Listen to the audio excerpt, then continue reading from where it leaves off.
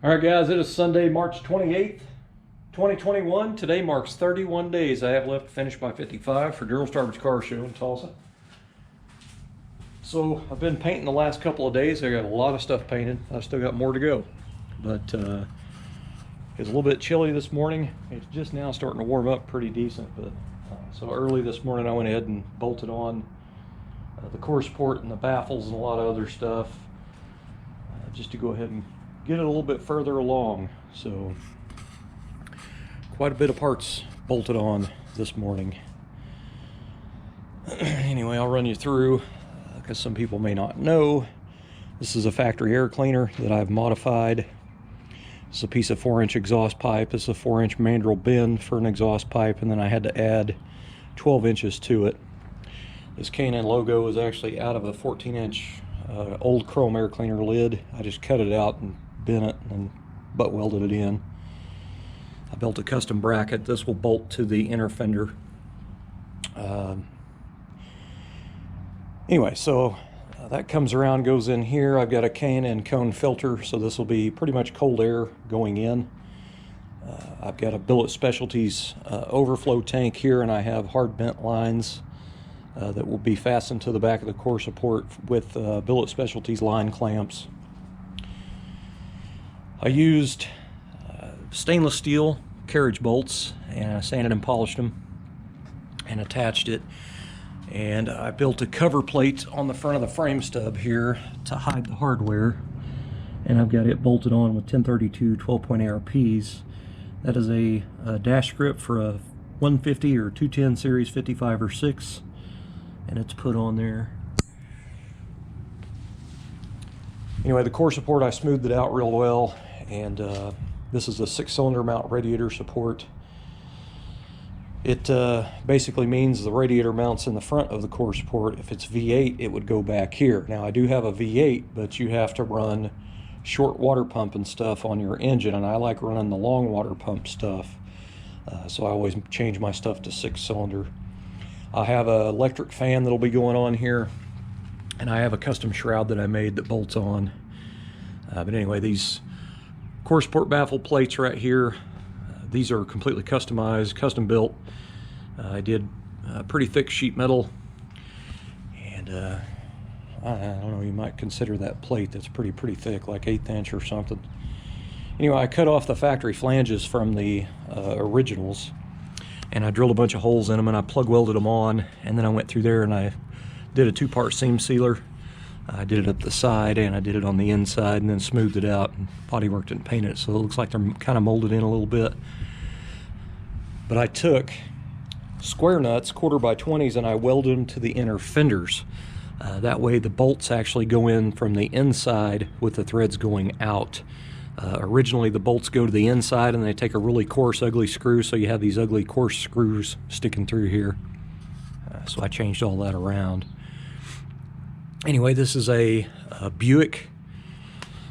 I think this is from a 55 or 6 Buick. This is windshield washer jar assembly.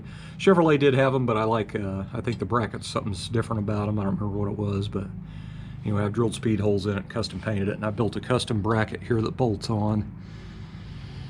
Anyway, the washer jar goes on there, and I have a ANCO wiper motor here with just a GM sticker on it, but it bolts on here, and one hose will go right there, and this hose will go into that, and this hose will go up through with all the other stuff and go up to the windshield wipers. Anyway, on the bottom of the core support, I welded bolts, 1/4x20 bolts, a few of them, and they're hanging down, so right up underneath the tube here, so the wiring will actually be loom clamped on underneath the core support. Now, up in these corners, up in there, I drilled a hole. I had this apart. I had the top off of the bottom. Anyway, I drilled a hole in both ends, one there and one over here, and I'm using the factory replacement wire grommets that normally go on this plate or in the inner fender. So all the wiring, I drilled a hole in the inner fender here as well. It'll take another one of those grommets there as well, and on the other side too. So the wiring all passes behind the inner fender in through here and drops out wherever I need it. So it's just really clean look on everything. Anyway, I've welded an L bracket on here to this cold air pipe, and I've got a nut welded into the core support there, so this bolts on. That's part of the cold air pipe. And I have some rubber welting here that I don't know what that is. It was just in a box of rubber stuff I have.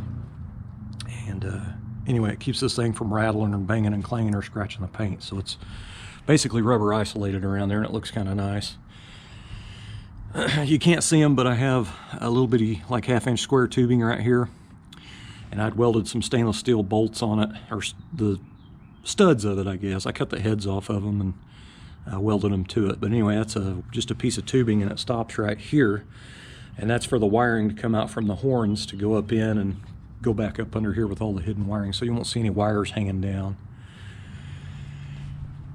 Lots and lots of work on that. All the way I attached these core support baffles, I used all thread and drilled a hole in it, and then I sunk it down like halfway and welded it up and then ground it and body filled it. But anyway, so all the studs in there are completely hidden, and they attach right here. I've got some stainless steel acorn nuts that I painted black, but that's how the baffles attach. There's also 2 on the top up underneath. But anyway, this is a core support baffle, and I've highly customized this quite a bit. From the factory, they're kind of angle cut like that, so I kind of brought it out and put a nice little round edge to it. Also, they just go straight across right here, and the way the splash apron's made, there's a little pocket you can see down in there, so I extended that so it kind of looks more correct to me. These holes are for my horns to bolt to, and then that wire will have a rubber grommet, and my horn power wire will go through that grommet into those tubes and up and in. So I'll show you what a factory baffle looks like. It's a muddy mess out here, buddy. This kind of holds water over here. So that's what a factory baffle looks like. Here's the rubber grommets I was talking about. Your wiring passes through, and then there's another one there. But anyway, they just bolt on with external bolts. This is actually where your horns goes up here, but anyway, see how they're just cut off, and that's open, and it just doesn't look very well. They do have beads rolled in them, and that's why I used that thick plate, so I wouldn't have to roll any beads in it. I just wanted it smooth. Now on my inner fenders, this little indent right here where this is sunk in, I cut all this out, and I shaped a piece of metal and I butt welded in there, so this is all completely smoothed and rolled, so there's nothing in it. But that is pretty much how I customized my baffles. I think they look pretty cool. They're just clean. There's nothing there, not really any visible hardware of any kind. Here's my steering column tube. If you have to paint a steering column tube, this is the way I do it. May not be the correct way, but this is the way I do it.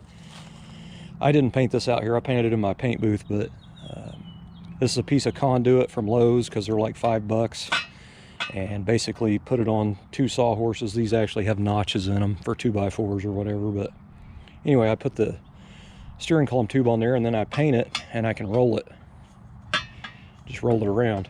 So like do a coat, turn it, do another row, I guess, until you get it pretty much sprayed. But so now I'll be able to install my steering column in a couple of days. We do have a couple of days coming up of rain, so I'm going to try to do that part of it. But I'm pretty happy, man. This thing turned out pretty sweet so far.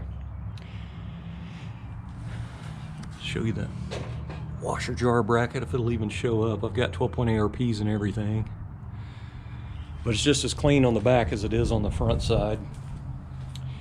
I was kind of thinking about painting that radiator black, but I don't know if I'm going to do it or not. I might just go ahead and bolt it in and be done with it. It is an aluminum one, but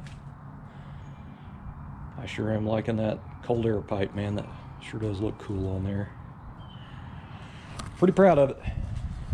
Anyway, guys, I'm going to get back at it. I've got I got more parts to paint, so I'm going to go ahead and paint a little bit. It's just now, I think, noon, so I've got quite a few hours I can get some stuff done.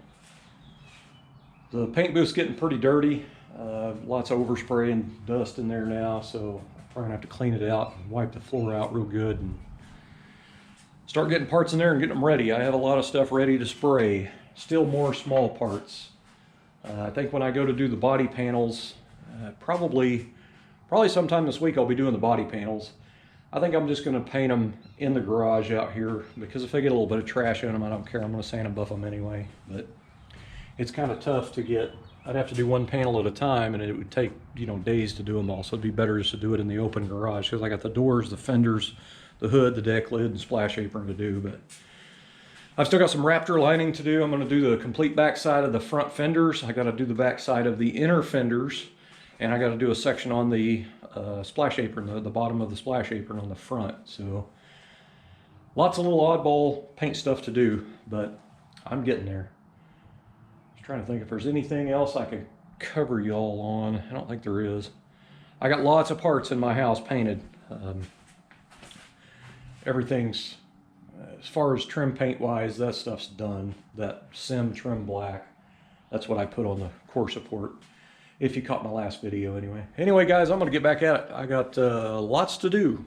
Thanks for watching. Don't forget to subscribe, hit the like button, or click the like. And, you know, all that other crap.